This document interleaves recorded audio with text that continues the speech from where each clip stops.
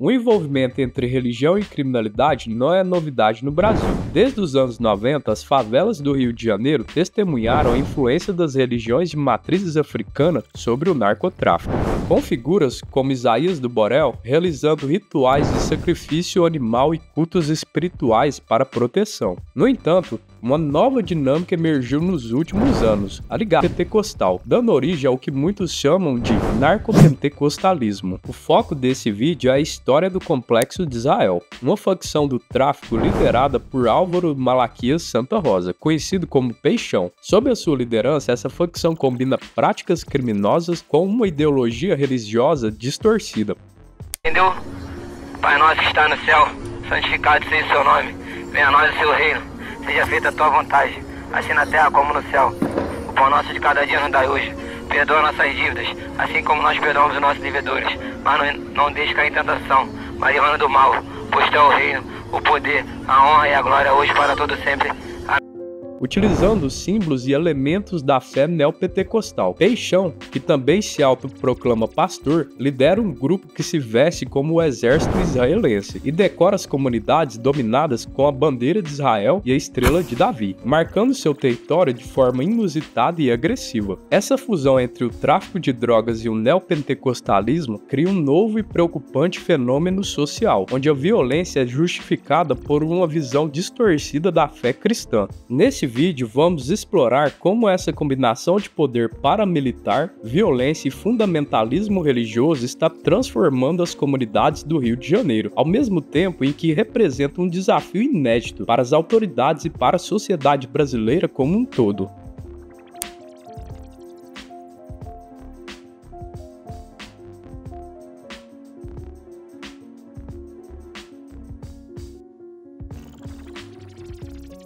No Rio de Janeiro dos anos 90, a conexão entre o narcotráfico e a religiosidade, especialmente com as religiões de matrizes africanas, era profunda e multifacetada. Figuras lendárias do tráfico, como Isaías do Borel, não só controlavam territórios, mas também construíram uma aura de poder espiritual ao seu redor. Um ritual dos mais marcantes dessa época era o sacrifício anual do boi. Durante essa cerimônia, o boi era morto e o sangue era bebido em um chifre, seguido por um grande churrasco comunitário. Esse ritual, embora chocante para muitos, fazia parte de uma tradição religiosa que misturava elementos de culto afro-brasileiros com práticas do crime organizado. Ogum, o orixá guerreiro, era reverenciado como protetor das favelas. Estátuas de Zé Pilintra, uma figura popular nas religiões afro-brasileiras, e São Jorge, sincretizado com Ogum, adornavam as comunidades. Essas imagens serviam como um símbolo de poder e proteção, uma manifestação visível da fé que permeavam as comunidades controladas pelo tráfico. O sincretismo religioso brasileiro, onde o catolicismo se mistura com as religiões de matrizes africanas, estava profundamente enraizado na cultura do crime. Para os traficantes, a proteção espiritual era tão crucial quanto as armas que carregavam. Essa ligação entre a religião e o crime não é exclusiva do Brasil.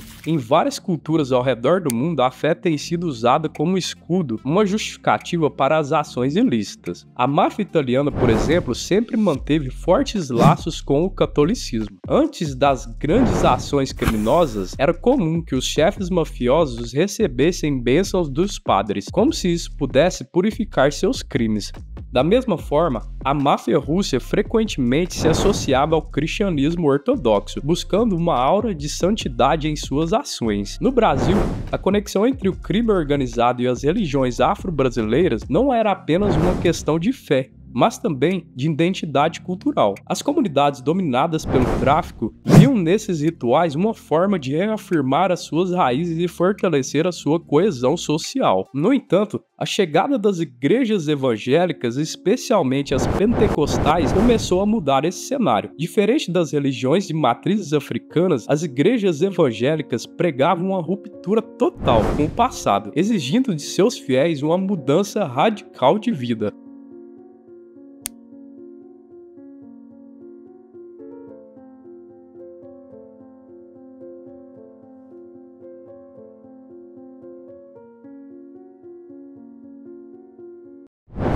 A relação entre o crime organizado e a religião é um fenômeno que transcende fronteiras. Em diferentes culturas e períodos históricos, vemos como máfias e gangues usaram a fé como instrumento de poder e legitimidade. Um dos exemplos mais conhecidos é a máfia italiana, fortemente enraizada no catolicismo. A máfia integrava a religião em suas práticas diárias. Cerimônias religiosas, missas e até confissões eram parte da rotina dos mafiosos, que acreditavam que suas ações eram de alguma forma abençoadas por Deus. Essa mistura de fé e crime criou uma cultura onde a violência era justificada em nome de uma moralidade distorcida.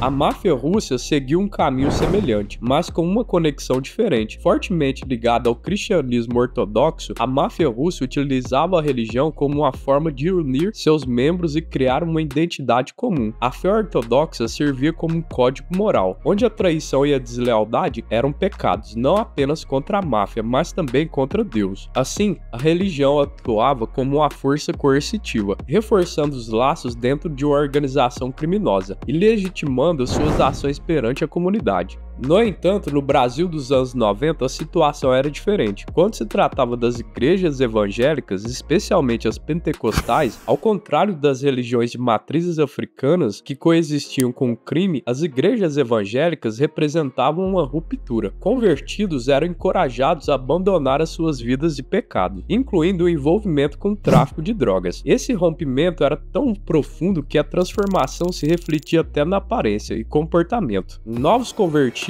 deixavam de usar roupas que simbolizavam a vida anterior, evitavam música secular e rejeitavam substâncias como álcool e drogas. Essa transformação foi um divisor de águas. Enquanto as religiões de matrizes africanas eram vistas como a parte integrante da cultura das favelas, o pentecostalismo pregava uma separação clara entre o sagrado e o profano. O crime, no entanto, essa separação entre pentecostalismo e o crime começou a se desintegrar ao longo dos anos, especialmente com a ascensão do neopentecostalismo. Com uma teologia diferente, mais voltada para o domínio e a influência, o neopentecostalismo abriu espaço para novas dinâmicas, onde o crime e a fé passaram a caminhar juntos de formas inesperadas.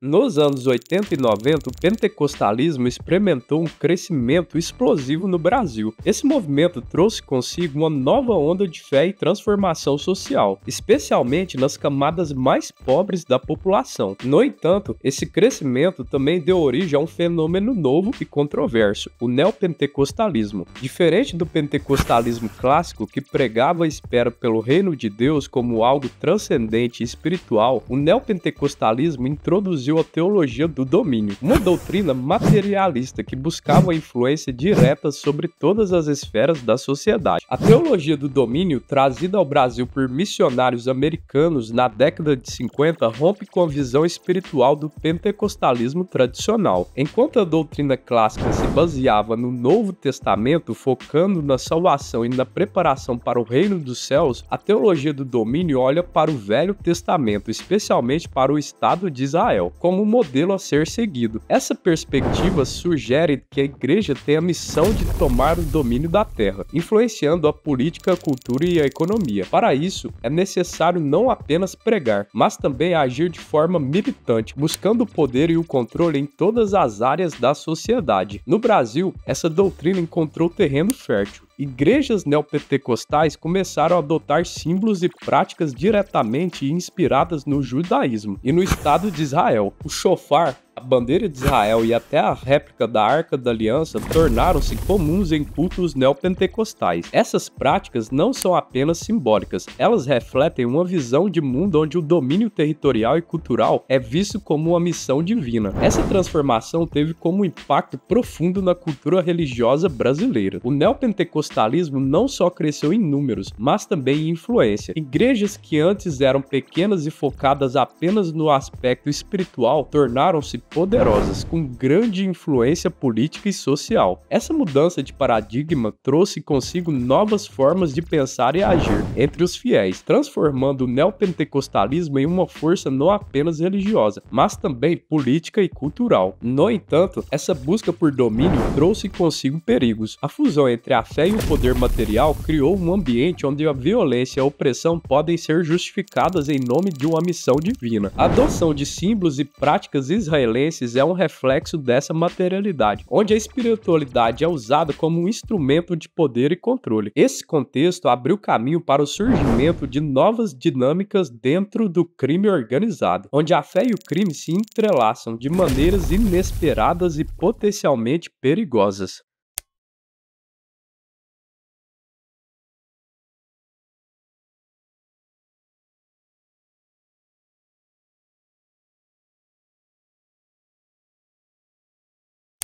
Nos últimos anos, o Rio de Janeiro testemunhou o surgimento de um fenômeno inquietante, o Complexo de Israel. Esse grupo, originário do Terceiro Comando Puro, o antigo TCP, começou a adotar uma nova identidade que mistura crime organizado e fundamentalismo religioso. Liderado pelo traficante Álvaro Malaquias Santa Rosa, conhecido como Peixão, o grupo incorporou elementos do neopentecostalismo, utilizando os símbolos do Estado de Israel para Peixão, que se autodenomina pastor, impôs uma nova ordem na comunidade que controla. O Complexo de Israel é composto por 5 comunidades da zona norte do Rio de Janeiro: Cidade Alta, Vigário Geral, Parada de Lucas, 5 Bocas e Pica-Pau. Em cada uma dessas áreas, bandeiras de Israel e estrelas de Davi são hasteadas, substituindo os símbolos das religiões de matrizes africanas que anteriormente predominavam. Olha aqui, meus amigos, o capeta-chefe tá aqui, ó. Taca fogo em tudo. Quebra tudo, quebra tudo. Paga a vela, pelo sangue de Jesus tem poder. Rebenta as guias todas. Todo mal tem que ser desfeito, em nome de Jesus. Todo mal. Quebra tudo, que a senhora quer demônio-chefe, que a senhora que patrocina. Essa mudança não é apenas uma questão de aparência, mas reflete uma profunda transformação ideológica. A adoção da teologia do domínio pelo Complexo de Israel sugere que o grupo vê suas atividades criminosas como parte de uma missão divina. Você não precisa falar pra mim porque PC, conhece que vocês não, sabe quem é não, porque eu pessoalmente conheço a voz de vocês todos, mano. Tá ligado? Mais determinado a lutar por esse bagulho aí abaixo de Deus é eu mesmo. Esse projeto não é do PC, esse projeto não é do PG, esse projeto não é mais dos 20 que já tá aqui do meu lado não. Esse projeto é meu, pô. É meu com Deus, entendeu, irmão? Tá ligado? Então, pô, tranquilo. Não vamos ficar falando muito, tá ligado? Não vai ficar tendo tiro aí, não vai ficar tendo nada não. Bota o tráfico de vocês pra rolar, a gente tá botando o nosso aqui, tá ligado? E se arma aí, mano. Se arma aí, que com arma ou sem arma, tá ligado? O confronto vai existir, mano. Agora só não sei quando. Qualquer momento vai acontecer.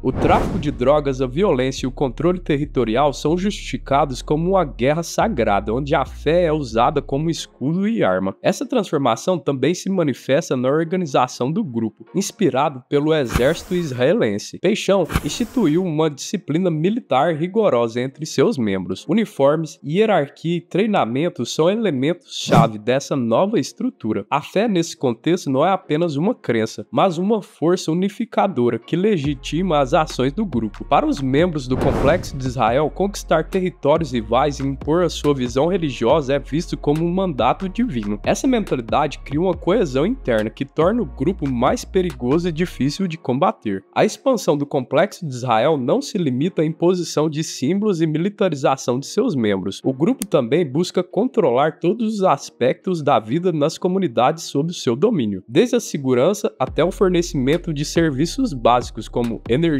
e gás. O Complexo de Israel atua como um verdadeiro narco-estado. A construção de uma ponte na comunidade por ordem de Peixão, algo que o governo não conseguiu realizar, é um exemplo claro de como o grupo preenche o vácuo deixado pela ausência do Estado. A ascensão do Complexo de Israel representa uma nova e perigosa fase no cenário do crime organizado no Rio de Janeiro. A mistura de fundamentalismo religioso e a violência cria um ambiente onde a fé é instrumentalizada para justificar a opressão e o controle. Com uma população de mais de 134 mil pessoas sob o seu domínio, o Complexo de Israel demonstra como o poder religioso pode ser usado para legitimar e e fortalecer o poder criminoso. Essa nova dinâmica levanta preocupações não apenas sobre o futuro das comunidades afetadas, mas também sobre o impacto mais amplo desse fenômeno na segurança pública e na coesão social da cidade.